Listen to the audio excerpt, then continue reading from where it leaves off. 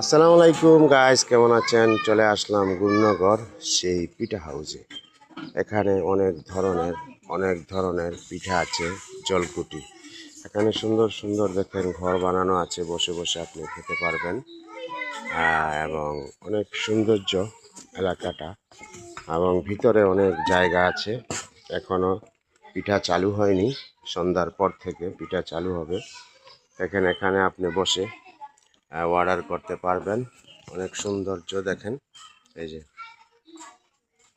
পাশে দিয়ে কি সুন্দর পানির ঝিল আছে। গরমের দিনেও বসতে পারবেন, গরমের দিনেও বসলে আপনার অনেক আরাম লাগবে, অনেক সৌন্দর্য লাগবে। এখানে বই দেওয়া আছে, কে কী খাবেন।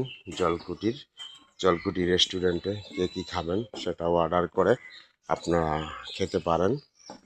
অনেক সুন্দর একটা প্লেস, না দেখলে আপনারা বুঝবেন না। দেখেন কত অসাধারণ, এদিকে পানি আছে, এদিকে নিচে আবার যাওয়ার জায়গা আছে। দেখেন নিচে আপনি গিয়ে একবারে পানির পাশে বসে খেতে পারবেন। কত সুন্দর, কত অসাধারণ। ওদিকে দেখেন আরেকটা এখন নতুন করেছে, এটা দেখা দেখি ওখানে আরেকটা করেছে দেখেন,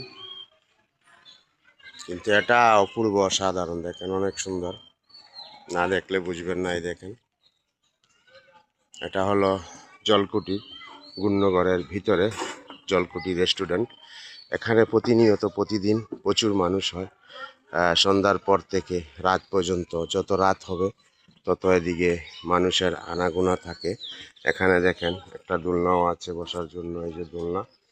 তারপরে ওদিকেও আপনি ব্রিজ দিয়ে উঠেও যেতে পারবেন। অনেক সুন্দর একটা প্লেস, দেখেন অসাধারণ, না দেখলে আপনি বুঝবেন না। দেখছেন, এটা হলো গুণনগরের জলকুটি রেস্টুরেন্ট। প্রচুর মানুষ এখানে আসে এবং অনেক সুন্দর পরিবেশ। সবাই ভালো থাকবেন এবং সবাই আসবেন। দেখেন কত সুন্দর, অসাধারণ চিত্র। সবাইকে অনেক অনেক শুভেচ্ছা, ভালোবাসা।